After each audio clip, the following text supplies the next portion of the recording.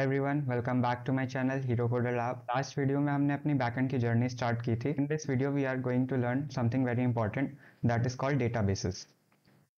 सो database actually में होता क्या है?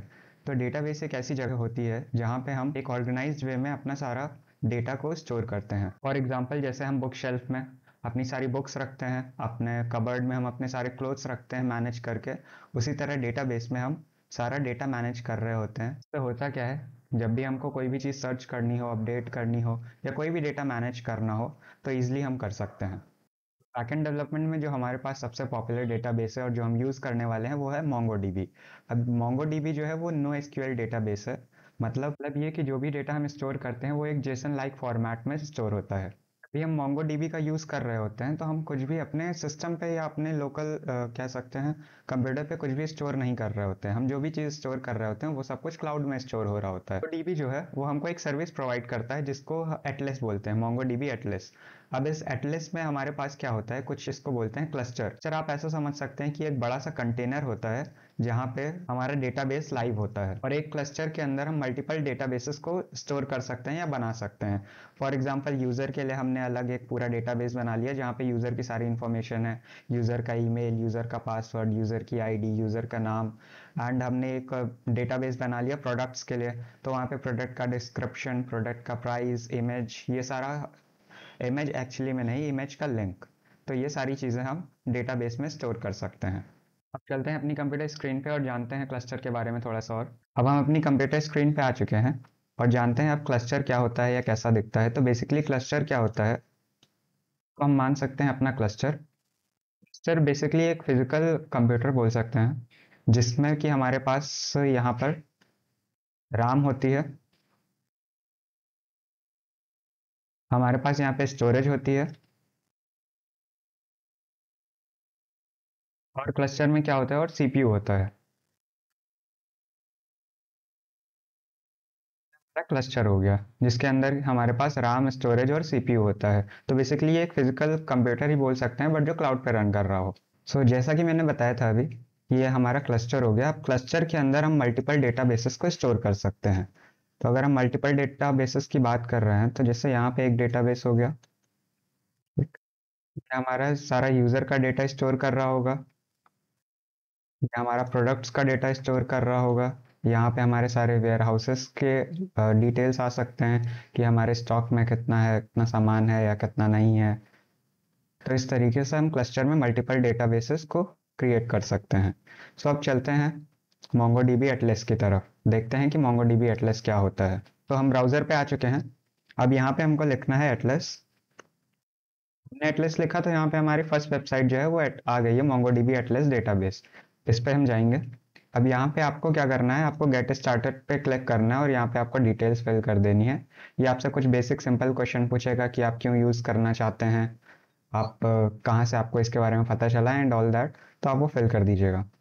अब मेरा ऑलरेडी अकाउंट है तो मैंने साइन इन कर लिया. तो स्टार्टिंग में आपको क्या करना है, यहाँ पे एक बटन है एडिट कॉन्फ़िगरेशन, मैं इस पे जाऊँगा तो यहाँ पे देखिए आपको दिखा रहा है कि ये मेरा फ्री अकाउंट है. तो यहाँ पे आपको स्टोरेज मिल जाएगा 512 MB का, राम मिल जाएगी शेयर्ड और वर्चुअल सीपीयू मिल जाएगा शेयर्ड. ठीक है, तो जैसा मैंने बताया था एक क्लस्टर में क्या क्या चीज़ें होती हैं, आपका स्टोरेज होता है, राम होता है और सीपीयू होता है. तो आपको यहाँ पे क्लस्टर क्रिएट कर लेना है. क्लस्टर क्रिएट करने के बाद अब यहाँ पे दो इंपॉर्टेंट चीज़ें होती हैं, जैसे कि हमारे पास यहाँ पे सिक्योरिटी लेयर्स होती हैं. तो पहला सिक्योरिटी लेयर होता है नेटवर्क का. अब यहाँ पे आप क्या कर सकते हैं, आप जिस भी आईपी एड्रेस को यहाँ पे ऐड करेंगे, ये क्लस्टर सिर्फ उसी आईपी एड्रेस से एक्सेस किया जा सकता है. तो अभी यहाँ पे अगर मैं ऐड आईपी एड्रेस कर दूं और यहाँ पे लिख दूं जो भी एड्रेस हमको ऐड करना है, या आप ऐड करंट आईपी एड्रेस भी कर सकते हैं, तो जो भी आपका करंट आईपी एड्रेस होगा वो यहाँ पे ऐड हो जाएगा. अब यहाँ पे मैंने क्या कर रखा है कि यहाँ पे मैंने इसको डिफॉल्ट कर रखा है ताकि हमारा जो क्लस्टर है वो किसी भी आईपी एड्रेस से कनेक्ट कर सके. इसके बाद आता है हमारा डेटाबेस एक्सेस. अब डेटाबेस एक्सेस में क्या होता है कि हम डिफाइन कर सकते हैं कि कौन सा डेटाबेस, जो भी हमारे यूजर होंगे उनके लिए अलग एक डेटाबेस होगा. तो यूजर सिर्फ उसमें यूज कर सकता है, डेटा फेच कर सकता है और कुछ नहीं कर सकता है. अब जैसे यहाँ पे मेरा एडमिन है, तो अगर मैं इस पे एडिट पे क्लिक करूँ पे आपको दिख जाएगा कस्टम रोल्स या बिल्ट इन रोल्स. तो बिल्ट इन रोल्स में मेरे पास एक आता है एटलस एडमिन, फिर read and write to any database और फिर आता है only only read any database, ये हम क्रिएट करते हैं यूजर्स के लिए। तो एटलस हमको एक कनेक्शन स्ट्रिंग भी प्रोवाइड करता है, जिससे हम अपने बैकएंड का जो एप्लीकेशन है उसको हम एटलस पे या क्लस्टर पे कनेक्ट कर सकें। तो जब हम क्लस्टर में आएंगे तो यहाँ पे हमको एक कनेक्ट का ऑप्शन मिलता है। यहाँ पे हमको एक कनेक्ट का ऑप्शन मिलता है, तो जब भी हम इस पर क्लिक करेंगे तो यहाँ पे देखिए एक दिखा रहा है ऑप्शन कंपस। अब ये कंपस क्या होता है अभी देखते हैं थोड़ी देर में। तो यहाँ पे बेसिकली आपको यहाँ पे कनेक्शन स्ट्रिंग मिल जाती है, आप इसको कॉपी करेंगे और यहाँ पे कुछ पासवर्ड मांग रहा है। अगर आप ध्यान से देखें तो यहाँ पे क्या है, यहाँ पे पासवर्ड मांग रहा है। तो अब ये पासवर्ड हमको कहाँ से मिलेगा? तो पासवर्ड हमारा क्या है, डेटाबेस एक्सेस में आएंगे। यहाँ पे हमको क्या करना है, एडिट पासवर्ड पे क्लिक करना है और ऑटो जनरेट सिक्योर पासवर्ड। जैसे ही हम इस पर क्लिक करेंगे तो यहाँ पे हमारे पास एक पासवर्ड आ जाएगा, इसको हम कॉपी कर सकते हैं। अब हमारे पास कनेक्शन स्ट्रिंग भी आ गई है और यहाँ पर हम कनेक्ट करने के लिए हमारे पास पासवर्ड भी आ गया है। तो इस कनेक्शन स्ट्रिंग को हम क्या करेंगे, यहाँ पे जो ये दिखा रहा है इसके बीच में हम डाल देंगे पासवर्ड को अपने, तो हमको एक स्ट्रिंग मिल जाएगी। अब ये कंपास क्या होता है? तो कंपास है बेसिकली एक टूल होता है जिससे हम अपने डेटाबेस को जो है देख सकते हैं, यूआई में देख सकते हैं। तो बेसिकली अब कंपास, तो चलते हैं कंपास पे। अब कंपास भी मेरा इंस्टॉल है, तो बेसिकली आपको इसको इंस्टॉल करना पड़ता है, तो इसको इंस्टॉल कर लीजिएगा।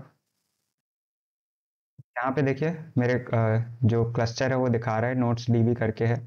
मैंने इस पे कनेक्ट पे क्लिक किया तो ये कनेक्ट हो गया। अब इसके अंदर ये देखिए मल्टीपल डेटाबेसेस हैं। जैसे मैंने एक डेटाबेस बनाया था कॉस्मोस नाम का, और एक बनाया था एंड्रोमेडा नाम का, और बाकी हमारे पास ये कुछ डिफॉल्ट बनकर आते हैं, जैसे एडमिन हो गया, लोकल हो गया, सैम्पल। इसमें आपके पास सैम्पल कुछ डेटाबेस होते हैं। अभी आपको ऐसा नहीं दिखाएगा, स्टार्टिंग में तो ये ब्लैंक होगा। तो आपको क्या करना है, सिंपली यहाँ पे इसको ऐड करना है और यहाँ पे आपसे आपकी कनेक्शन स्ट्रिंग मांगेगा, तो वो कनेक्शन स्ट्रिंग आपको यहाँ पे प्रोवाइड कर देनी है। वो कैसा करते हैं, तो बेसिकली यहाँ पे देखिए आपको एक प्लस का आइकन दिख रहा है, आपने क्लिक किया और यहाँ पे जो भी आपने एटलस से यूआरआई बोलते हैं इसको, जो भी यूआरआई कॉपी किया था वो आप यहाँ पे पेस्ट करेंगे। सेव एंड कनेक्ट पे क्लिक करेंगे, आपका डेटाबेस जो है वो कंपास से कनेक्ट हो जाएगा। उसके बाद जो भी आपको डेटा देखना है वो आप इस तरीके से यहाँ पे देख सकते हैं। जैसे यहाँ पे कमेंट्स का डेटा है, तो यहाँ पे दिखा रहा है कि नेम क्या है, ईमेल क्या है, और यहाँ पे टेक्स्ट क्या है और डेट क्या है। ये सारा डिटेल्स हमको यहाँ पे डेटाबेस में हमको शो कर रहा है। तो जिस भी यूज़र ने कमेंट किया होगा या जैसा भी हमारा डेटा स्ट्रक्चर जो हम बनाएंगे वो सारा डेटा हम यहाँ पर आकर देख सकते हैं कंपास के अंदर। तो चलते हैं हम अपने वीएस कोड पे और जानते हैं कैसे हम अपने जो नोट्स वाला एप्लीकेशन या जो हमने प्रोजेक्ट बनाया था छोटा सा, वो कैसे हम एक क्लस्टर के साथ कनेक्ट करते हैं और सारा डेटा हम डेटाबेस में स्टोर करते हैं। तो अब हम आ चुके हैं वीएस कोड पे। अब हमको क्या करना है, ये जो सर्वर डॉट जेएस है इसमें हम खाली अपना सर्वर स्टार्ट करेंगे और जितना भी हमारा ये कंटेंट, जो भी हमारा ये कोड है, ये हम एक नई फाइल में शिफ्ट करेंगे। तो हम सबसे पहले एक फोल्डर बनाएंगे src नाम का। अब इसके अंदर एक फाइल बनाएंगे app.js, और यहाँ पे जितना भी कोड है इसको हम कॉपी कर लेते हैं और यहाँ पेस्ट कर देते हैं। तो आपको क्या करना है, हमने यहाँ पे एक्सप्रेस को रिक्वायर किया है और रन किया है, तो हम क्या करेंगे, यहाँ से एक्सपोर्ट कर देंगे इसको। एक्सपोर्ट कैसे करते हैं, module dot exports equals to, किसको एक्सपोर्ट करना है हमको, आपको एक्सपोर्ट करना है। तो हमने यहाँ से आपको एक्सपोर्ट कर दिया। अब यहाँ पे हम क्या करेंगे,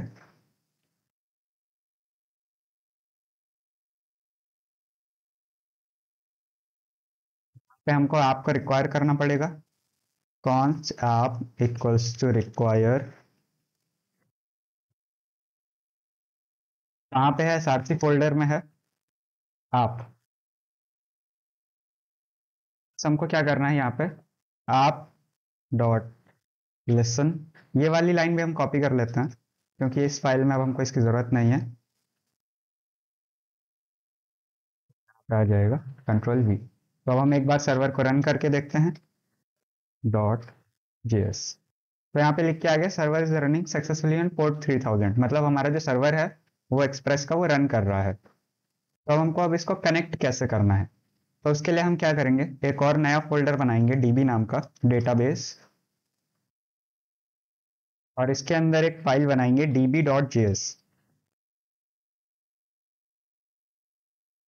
जो हमको क्लस्टर कनेक्ट करना है वो हम क्लस्टर किसके थ्रू कनेक्ट करेंगे, mongoose के थ्रू। तो सबसे पहले हमको क्या करना पड़ेगा, mongoose को इंस्टॉल करना पड़ेगा। कैसे करते हैं इंस्टॉल, npm i mongoose पे हमारा mongoose इंस्टॉल हो गया। अब हम क्या करेंगे, mongoose को सबसे पहले रिक्वायर करना पड़ेगा, तो हम कहेंगे const mongoose equals to require.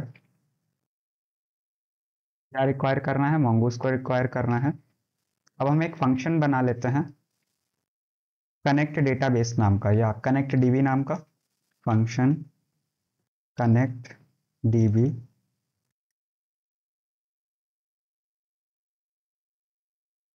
उसकी एक मेथड होती है डॉट कनेक्ट, तो हमको लिखना है mongoose डॉट कनेक्ट, और इसमें हमारी जो भी यूआरआई थी जो हमको एटलस प्रोवाइड कर रहा था उसको कॉपी करेंगे और यहाँ पे पेस्ट कर देंगे। सेम चीज़ हम यहाँ पे कंपास से भी ले सकते हैं। कंपास पे आएंगे, अब यहाँ पे आपका सर्वर है, आपने यहाँ पे क्लिक किया, कॉपी कनेक्शन स्ट्रिंग, और यहाँ पे आपने पेस्ट कर दिया इस तरीके से। स्लैश के बाद आपको जो भी डेटाबेस क्रिएट करना है उसका आप नाम यहीं पे दे सकते हैं। फॉर एग्जाम्पल जैसे मैंने इसका नाम दे दिया मिल्की वे, मैंने यहाँ पे अपनी यूआरआई दे दी है। और अब हम क्या करेंगे, डॉट देन, कि जब भी हमारा सर्वर कनेक्ट हो जाए तो क्या हो, एक फंक्शन पास करेंगे और यहाँ पे हम बोल देंगे log connected to database, to database. यहाँ पे हम डॉट कैच भी लगा देंगे ताकि अगर कोई एरर आए तो वो भी हमको पता चल जाए।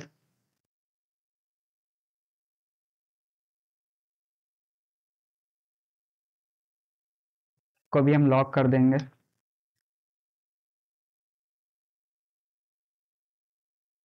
अब आपको ये जो कनेक्ट डीबी नाम का फंक्शन है इसको यहाँ कॉल नहीं करना है, इसको भी हमको कहाँ कॉल करना है, सर्वर जेएस में। तो हम क्या करेंगे, इसको अभी एक्सपोर्ट कर देंगे, module dot exports to connect DB. Server JS में आएंगे, क्या नाम था, connect DB equals to require कर लेंगे।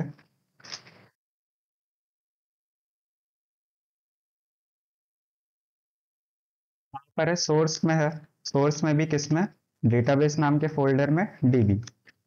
अब हमको सिंपली करना क्या है, इस फंक्शन को यहाँ पे कॉल कर देना है। तो हम एक बार चेक कर लेते हैं क्या हमारा डेटाबेस कनेक्ट हुआ, का सर्वर चला है और यहाँ पर लिख के आ गया कनेक्टेड टू डेटाबेस।